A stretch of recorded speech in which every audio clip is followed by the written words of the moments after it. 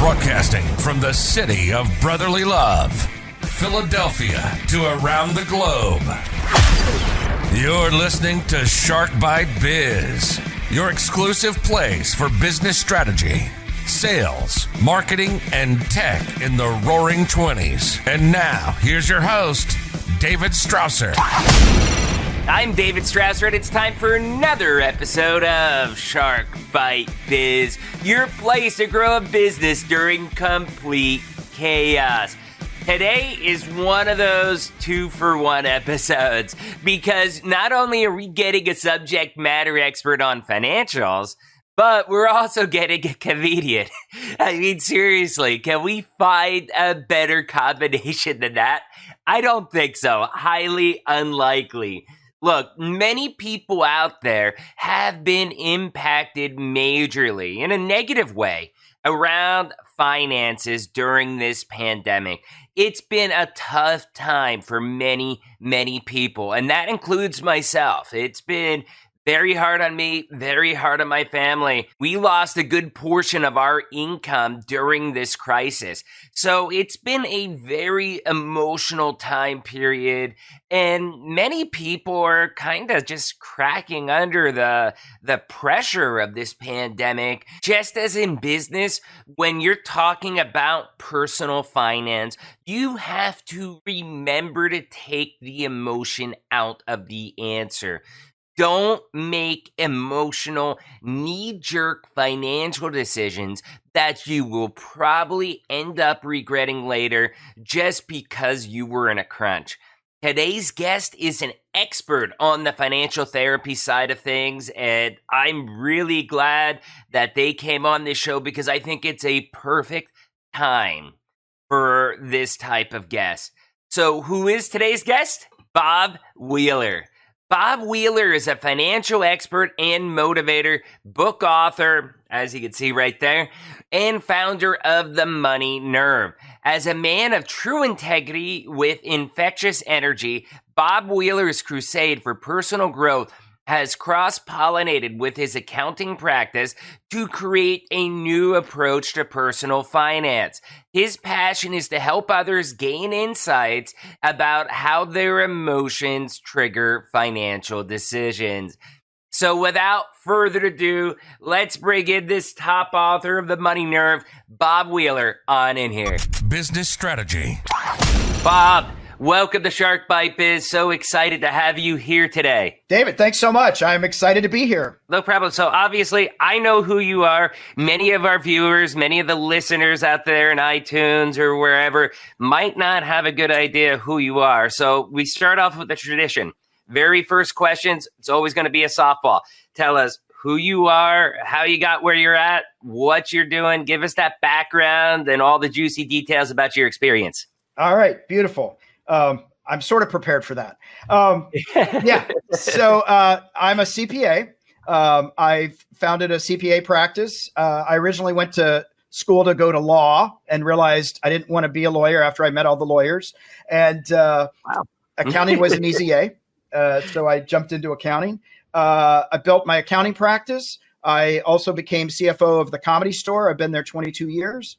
And I wrote a book called The Money Nerve, Navigating the Emotions of Money, which sort of sprung out from my journey with all my tax clients that turned into therapy sessions. And I also did stand-up comedy for many years. And so my friends are all comics, and they were struggling with their money situations. I had my own self-sabotage. So it's been a money journey for most of my life. And I wrote the book so I could start having conversations with people about money to help remove the shame around money of not knowing and feeling bad about money choices.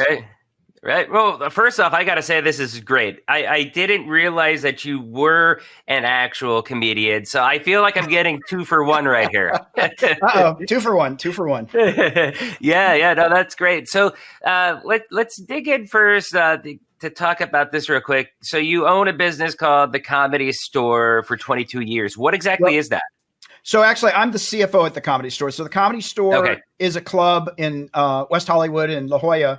That's where Robin Williams, Jim Carrey, Chris Rock, Richard Pryor, Robin Williams, Roseanne Barr, a few of those people graced the stages. And so it's a well-known club where a lot of people got their breaks on the Tonight Show.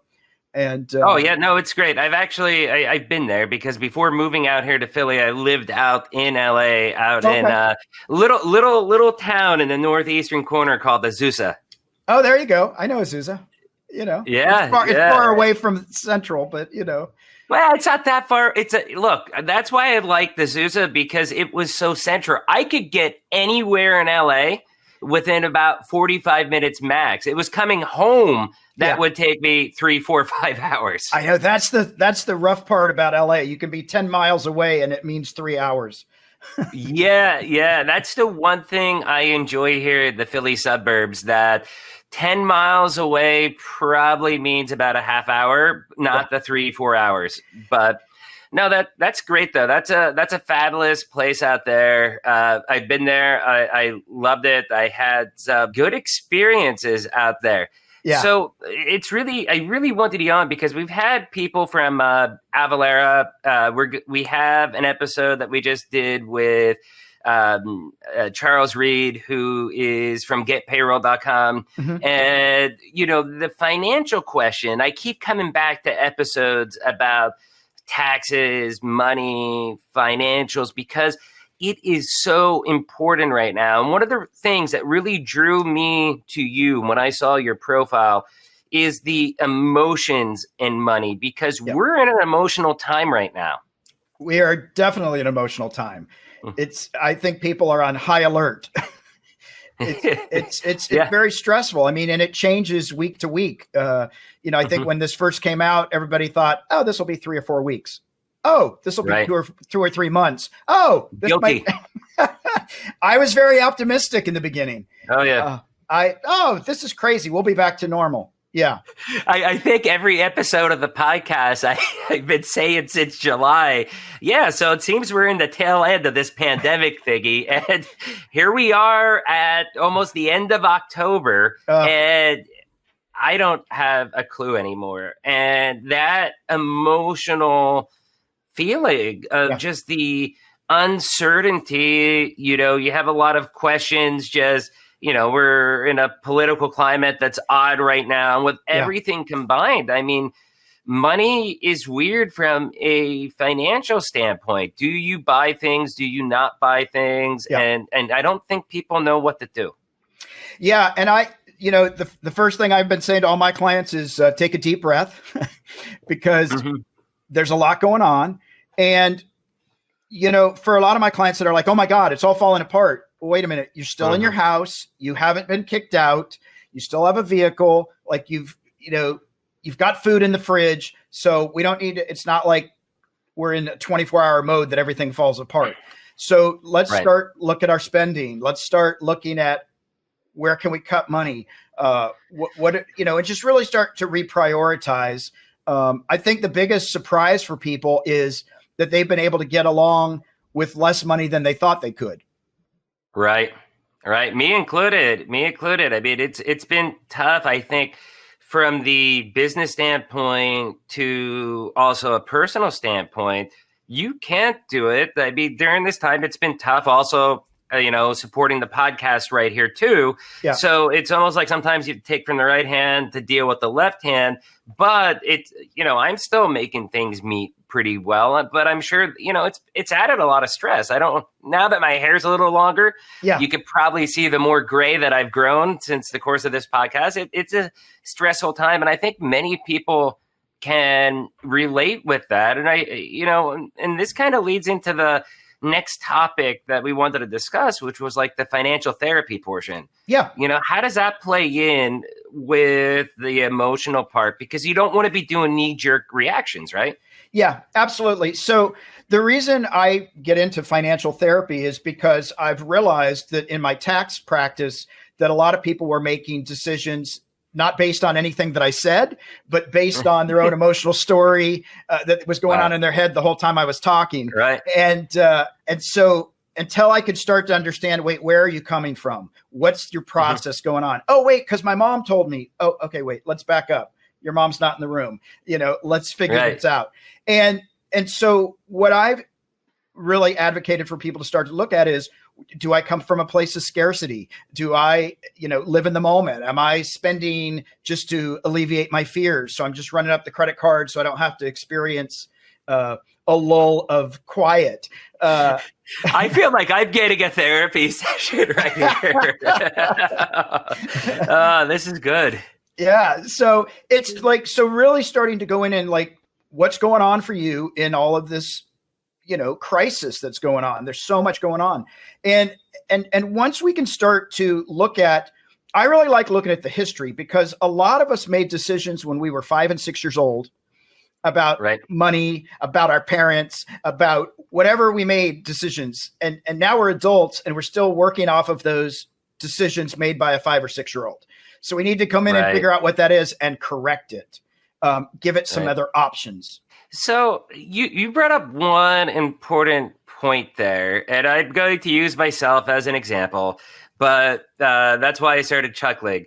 The running up the credit cards for fear of just spending the money. I mean, my day job with Vision 33, extremely, extremely secure. Okay. Unless I do something extremely dumb, there is no way tomorrow I will not be a part of them. I'm part of the future that they're building with. I'm very much of a part of that. Yeah. But even with that, with just everything that's going on, socially, politically, civilly, the pandemic, all that, I mean, it does give me fear. So one of the practices that I have done over the last few months is, okay, I would rather have the cash secure in my bank account, run up a credit card and pay. Yes, I'm paying a ton and fortune because, an interest because of that. But I felt more secure running up the credit card, hanging on to the cash and dealing with those monthly payments instead of spending the cash straight out. How does that play into what you're talking? Well, I certainly can appreciate the part about let me hold on to the cash. That makes sense. The part about the credit cards, what I would be doing then, instead of just saying, let me just throw it all on the credit cards, let me look at the interest rates. Should I have gotten a better card? Is it now time to close out this one? If it gets to a certain balance, are they going to up my interest rate? So that I can at least figure out what my tolerance level is for the interest that's accruing. If I've got good credit, I might be paying a lower interest rate, or I might be looking at stuff saying, okay, well, I'll spend it on certain things, but I'm not going to use my credit card for food so that I'm not paying interest on my food. But again, or can I cut back? Maybe I don't need to eat out 3 nights a week. Maybe, I'm one of those weirdos. I eat at home all the time. I make food. Well, we primarily do as well, too. My wife is Peruvian, and she is very everything from scratch fresh, because that's really how you do it in food, in Peru. We get here when, first we moved to Mexico. We lived there for a few years, and then we moved up to SoCal and now up here. But, she was surprised, like, wow, they sell macaroni and cheese in a box, things like that. So we are very fresh food in our house as much as possible. That's awesome. And I think there's so many places where we overspend that we don't necessarily need to spend. And I think this is a great time to really take a look at, well, gee, I'm not going to the gym. Why am I paying for a gym membership? Oh, maybe I need to get rid of, keep the Netflix, but maybe I don't need premium cable. There might just be a lot of stuff that's on my credit card. I always encourage people to look at the bank statement, look at the credit card, and see what keeps reoccurring. Oh, I forgot to cancel that. This is a great time to really just take an assessment of what's important and what can go.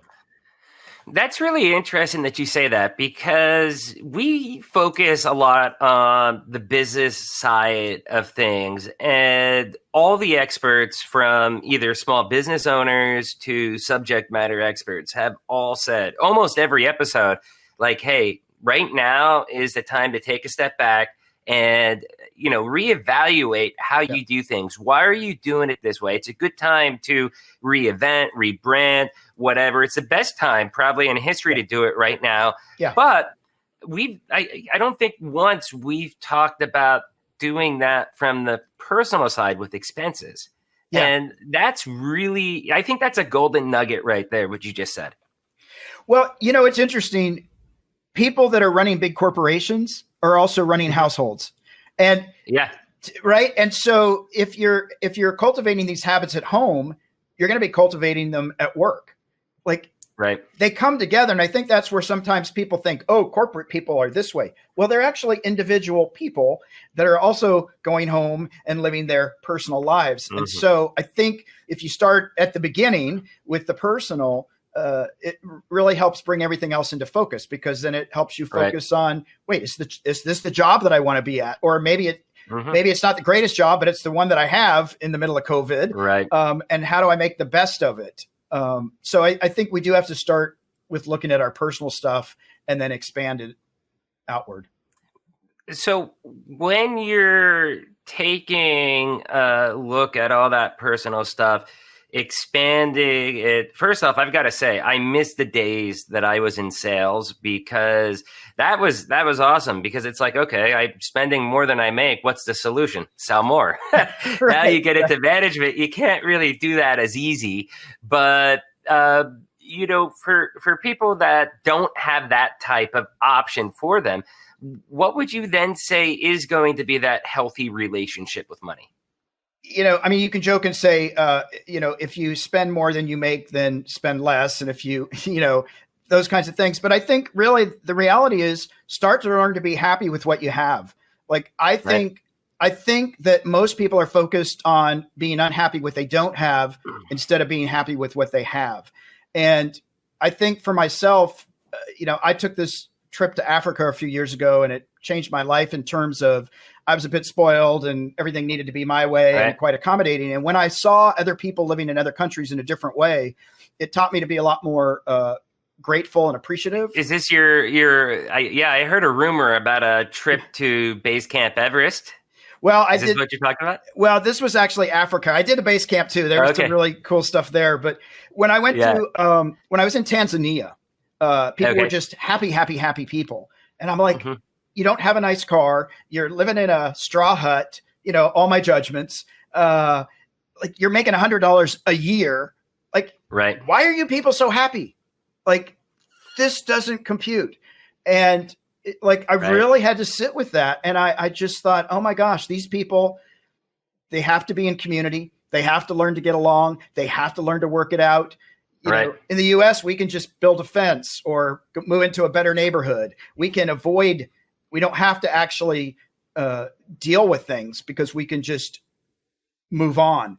And so I really saw that's really important, though. And I just want to point out that I can really relate to what you're saying, because when I was 18, this is going back 2 months after September 11th, I wanted to get the heck out of my household and run as far away as I could. So I ended up moving to a Tijuana ghetto in Tijuana, Mexico, like a literal ghetto that were probably living conditions a little bit better than what you were explaining. And I was able to see that firsthand. I mean, it really changed my perspective at a young age about happiness, what it means to live, and just, not just visiting that stuff and seeing it. That's one thing. And it's like sad, but imagine actually living in that type of environment. And I did that for about 8 years. I lived in that type of environment, but it really built me into the person that I am today. And it was a life-changing experience for me as well. Yeah, that's awesome. And I think we take so much for granted. And I think especially in our culture, I know this is true for me. I was taught that I am my accomplishments. So my only value is, what can I list out that I've done? I've made this much money. I got this certification. I got this college degree. And so my focus was, look what I do, not who I am. And so it was a bit hard initially to let go of, no, I'm my accomplishments. So it's still sometimes a struggle for me where I can fall into that, but I travel enough and I see other places in the world, and that keeps me really grounded and humble. So how did you, being humble is extremely important. That's something that we've talked about on the episode too. If you're something in sales, stuff like that, you get a big head, you get a little ego going on, and you always have to remember to be humble and, remember the people around you that helped you excel to get to that level. I think that's huge. That's something I live by. So you're talking about this transformation that you went through. Yeah. How did that actually occur? How did you change that? Well, the first thing we have to get aware, right? So the first thing for me was I'd gotten my CPA license. I was credentialed, and people that were in lesser jobs than me, making lesser money, were having much better financial success because I was doing my own self-sabotage, and I was overspending. Sky's the limit. I make good money. I can do whatever I want. And I was a bit out of control in terms of my spending and not being grounded in reality. And I just didn't have a solid foundation previously. I went into accounting to learn about accounting, and numbers were easy, but not because I was, I know how to do all this stuff. And so I had to really take a deep dive and look at where I was self-sabotaging my own beliefs that my parents had fed me, that I bought into, the area that I grew up in, and really started to look at all that and started going, oh, that's not so pretty. I need to make some adjustments. And then traveling really helped me to see how a bit entitled that I had gotten. And, that I was just like, wow, what are you complaining about? Exactly. And, that's some pretty powerful testimony. And I really like how you phrase that self-sabotage. I think there's so many people out there that are just self-sabotaging themselves, whether it's personally, business-wise, whatever, just because they're making bad decisions. And then on top of it, when they do everybody makes bad decisions, but it's how you handle the bad decision. Right. Are you going to evaluate that, realize what you're doing wrong, and make changes going forward? Or are you going to keep going down that path? I think a lot of people don't take that step to actually reevaluate, realize, and then, go down the path of making the changes going forward. Yeah. And I think, with social media, with media itself, there's this, we're seeing snapshots of people going, oh my God, they have the most amazing life. Right. But we don't know everything that got them to that picture. They could be on fire from the waist down, but we're just seeing a smiling face. We're like, I want to be them. Right. And so I think we get caught up in that. And so social media has warped our vision of people and life. It has. And what it's turned us into is a bunch of presenters.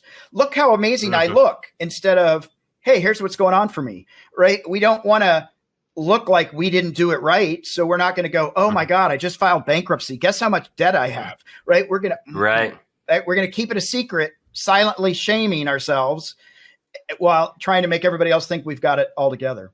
So you're telling people if they're filing bankruptcy, make sure you post that on Instagram? Post it everywhere. No, probably don't do that. I'm a travel aficionado. Like I was saying, I lived in Tijuana ghetto for 8 years. I actually lived in Mexico for probably about 12 or 13, but the last couple years, when I was actually living in SoCal for a period of time, I was traveling back into Mexico to commute to go to work at that point because I was actually working for the Mexican government. So I did a reverse commute, and which is crazy because here I am, white guy, non-Latino from this small little coal country town of Pennsylvania, and I commute every day to work in Mexico. But I've lived in Peru as well, too, for over a year. And, I was able to, I think those travels and seeing how people live, I mean, even middle income people, of how they live in Peru, Mexico, compared to the middle income of us. It's more moderate, more level-headed. I mean, that changed my opinion as well, too.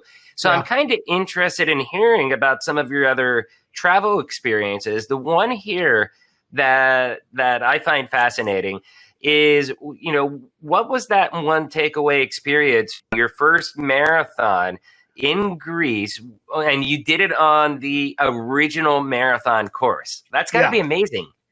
Yeah, it was, in hindsight, it was pretty amazing.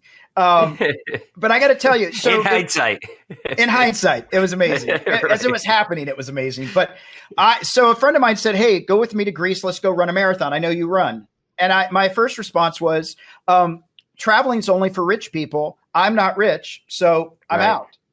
He's like, "What?" I'm like, no, it's somewhere in a book. If you're not super rich, you can't travel. He's like, "You're an idiot. You've got the money. Let's go." So I'm like, okay, but I've never traveled. So I was terrified about traveling, but we did it. And so, I got to Greece. It was the first time I had been out of the country. I was scared to exchange money. I was like, I was just so out of my element because it was only for rich people. And I wasn't one of those people. And then, running the marathon, one of the things I learned in that was I ran 26.3 miles or 31 kilometers. I ran 1 kilometer at a time.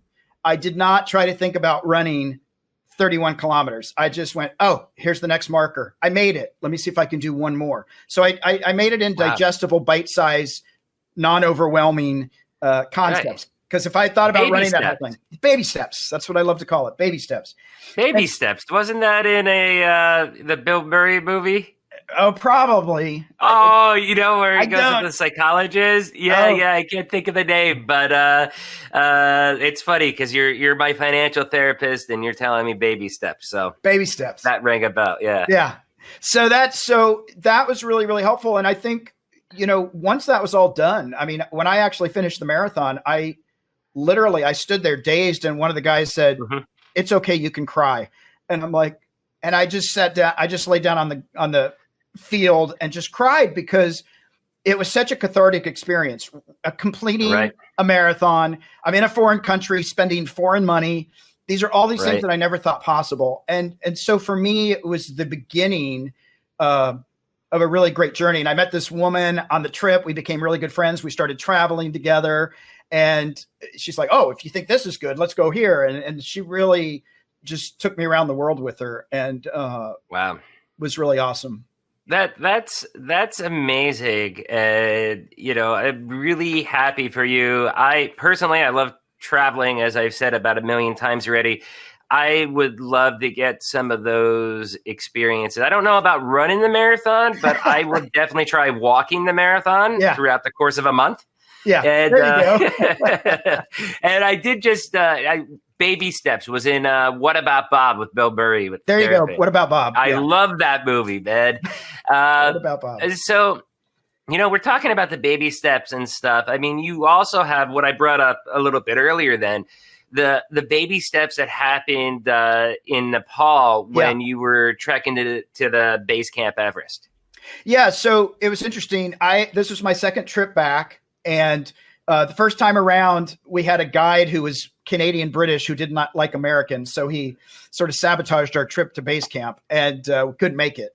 And so I went back and it's not cheap. And I've got my friends with me and we're all ready for this trip. And after the first day, everybody went, "This is really hard. Let's quit." And I'm like, we got 2 more weeks, people. We got 2 more weeks to just get to the top and back. And everybody was like, "No, this is really, really hard. This is day 1. So I said, so here I am in the moment. How do I save my money? How do I just spent $6,000-$7,000. I'm not wasting it. So hold on. So you're there. People are and you're just thinking about the money. I'm thinking about the money. Hey, digital fist bump right there. I have the same exact way. I think about everything with the perceived value, and not wasting my money. So that's exact. I'm like, we're not wasting our money, people. Right. So I have to come up with a sales pitch. And so I basically looked at everybody and said, "Hey, look, let's do this. Let's just agree to hike for an hour. And at the end of the hour, let's renegotiate." And so what we did was for the first 3 days, every hour, literally I had an alarm and we would stop and say, "Are we going to keep going? Or are we going to go back?" And because it was only an hour, people are like, "Oh, we could do one more. Oh, we could do one more." By the end of the third day, we would say, "Let's go for 4 hours." And with, 5 or 6 days in, everybody's like, "All right, we're doing this." They bought in. But trying to not overwhelm, because it was a lot to take in, and you see the Right. mountain way over there and you're going, what? Right. I have to get there. So baby steps, digestible. Baby steps, though. No, that's one of the things I do eventually want to do as well. Get up there, and I think that's one of those great life experiences because for you, I mean, you have an amazing story that you're able to tell and transpose that to actually be a coaching advice based upon your personal experience. So, go ahead. Well, yeah, I was going to say, the interesting part of the story that I actually have never mentioned before, my friend that went with me the first time, exclusive. The first time we went, we didn't make it. And so she didn't want everybody to know that she didn't make it, right? So she didn't really tell anybody she did or didn't. But I knew she never felt complete about it, like that she never had come clean with, I didn't really make it the first time. And so I knew how bad she wanted to get to the top. And when we got about a day away, she started saying, you know what, my knees are bad. Let's turn back. And I knew how bad she wanted it. And I turned into this drill sergeant. And I'm like, get up that. And people were like, God, he's mean. And I just rode her. And I'm like, get up, go, go, go. And, people positive are like, reinforcement at its best. I will beat you. And here's the great thing. After we got to the top, I got home. She sent me a letter and said, I am so grateful that you screamed and yelled me to the top, because it was something that I was really trying to, I wanted to accomplish it, but I was doubting myself. And so it's really, sometimes we need that push. Oh yeah, definitely. So we're running towards the end of this interview, and I think one of the questions we touched on the Comedy Store stuff in the beginning a little bit, but I've got to ask, okay, you're a financial expert, okay? Yeah, okay. How and why did you get involved in comedy and become the CFO of the world famous Comedy Store? Well, okay. So, every accountant's a comic, right? Bob Newhart was a comic, was a CPA. Bob Newhart was a CPA. I always did comedy as a way of relating to people, because I wasn't always that great socially, but I could make a joke, and that was a way I could relate with people. And, I was working at an accounting firm, realizing that I wasn't going to be discovered as a great comic in the back accounting office with my calculator. So I got out and I started doing stand-up and sketch. And what happened was I was running a show and comedy was going well. And I got a call from Mitzi Shore, who said, Bob, the Comedy Store is having trouble. You got to come in and help us out. And they had some IRS liens and some payroll stuff. And so I sort of jumped in because I wanted all my friends and I to have a stage to perform on. Right. And it was more about wanting to make sure I had stage time than it was about becoming the CFO. But just over time, Mitzi and the family trusted me, and it's been an amazing relationship. No, that's a pretty good story, and comedy's fun. I think it is. I'm the one that if you use it right, I can be in the most serious, most professional environment that I'm saying, just a line here or there, a zigger that most people couldn't get it off, or it's almost cringeworthy, but it breaks the ice. It allows you to do so much more. And, if people are laughing, one, they're listening to you. And two, it makes you a little bit more likable, I think. Yeah, absolutely. We all got to be able to laugh. I mean, if we take everything too serious, it's not going to be much fun, not a fun journey. So let's pivot real quick then to your book, okay? Yep. What prompted you to write a book about money and emotions? So I was literally at the Comedy Store in the main room during the day, and one of my friends came through who's a comic. All of her family members were doctors, and all the good, they were good Jewish kids. And she had just been shamed by her entire family for going into comedy. And she was and I said, you're not the only one. She's like, what? Yeah. And I said, so many people do not have their money together. And she's like, no, I'm the only one. And I was like, oh my God, I keep hearing this. Everybody keeps thinking they're the only one. And I thought, you know what? I want to write this book. I really want to help people start to realize there is no financial shame other than the ones we create, and that it's unnecessary. So I wanted to really just start having conversations about money to let people off the hook in terms of self judgment.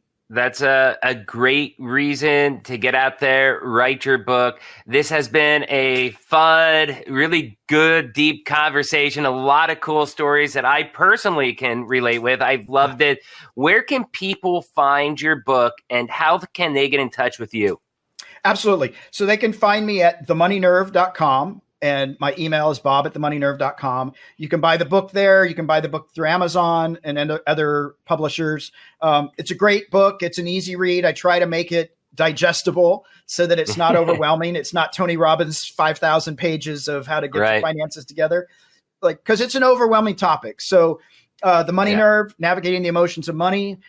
We have an online course also that's a 12-week course, just learning your financial history, mastering the emotions of money. And anybody that wants to reach out, we're more than happy to connect with. Yeah, money is one of those weird topics that, you don't want to make it overwhelming when you're writing a book, but I think people are kind of, it's hard for them to accept it because it's not what they want to hear. Right. But it is the truth. It is the truth. Yeah. And I think it's hard to digest it in large bites. Most of my clients will say you got 20 minutes and then I'm shutting down. Oh, yeah. Yeah, I hear you. Anyways, Bob, this has been a great discussion. Thank you so much for coming on here. We're going to make sure that we have a link to the Money Nerve down in the description, as well as we're going to throw up a link to, I guess, the Amazon copy of your book as well, too, so people can just click right there and purchase it. Nice. Hope they reach out to you, and we hope to have you back in the show in a couple more months. Awesome. Thanks so much. It was great being here, David. I appreciate it. No problem. Thank you. Cheers. Cheers. Amazing discussion with Bob, right?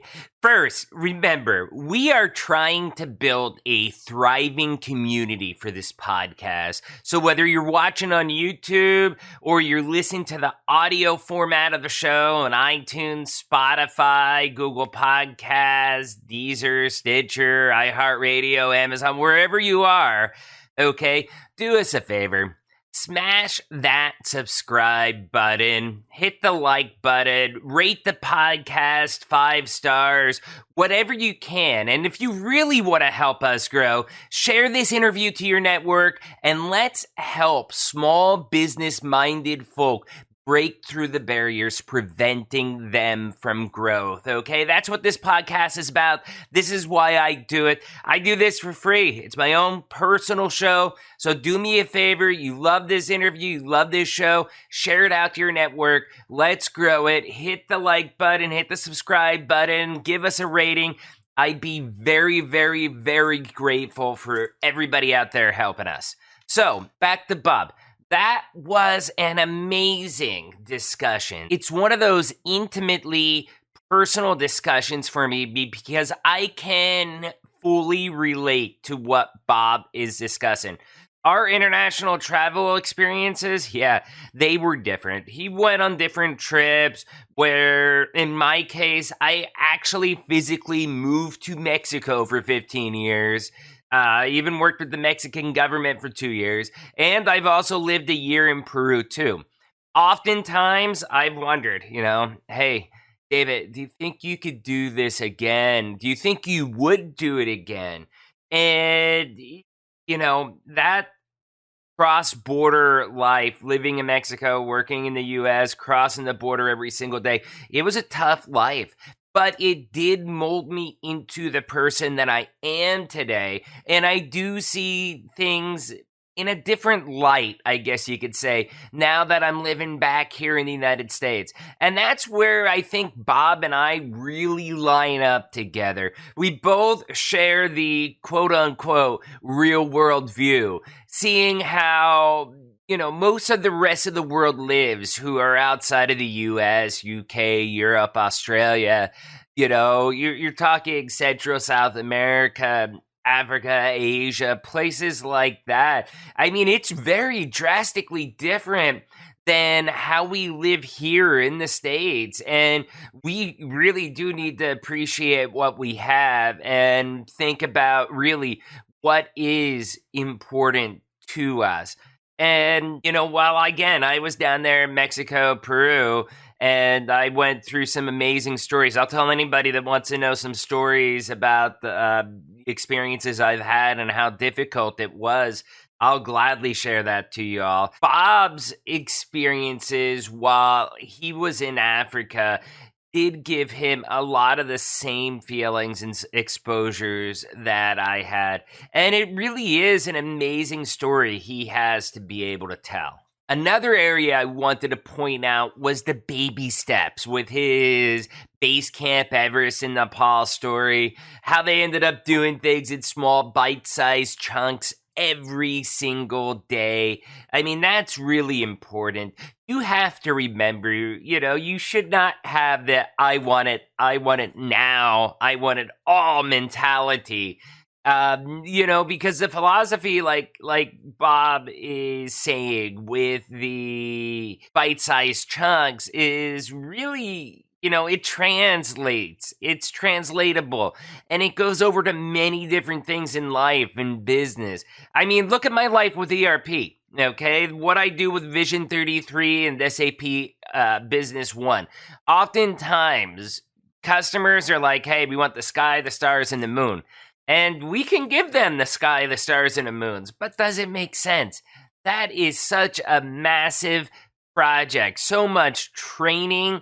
I mean, you're doing like a full body transplant, and then you're adding a couple limbs too, essentially what we're doing.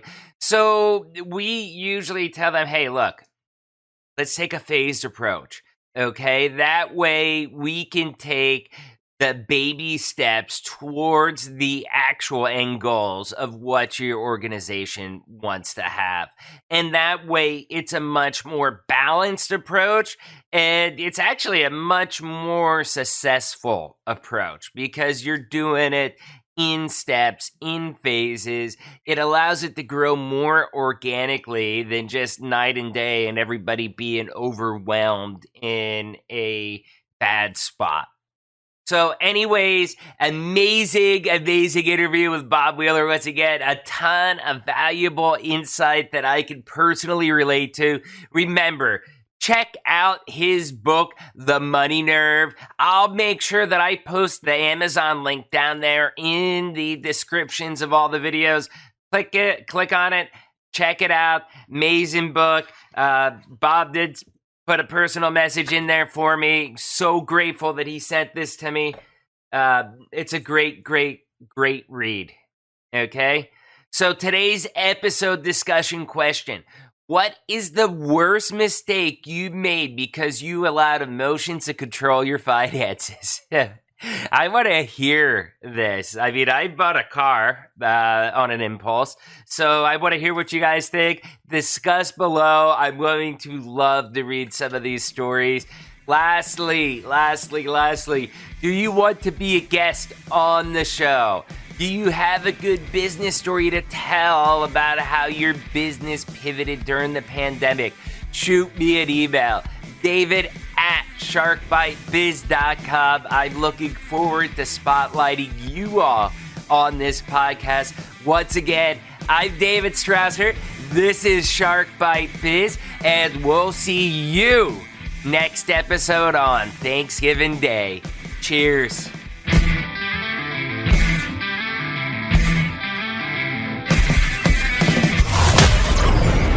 Thank you for listening to Shark Bite Biz.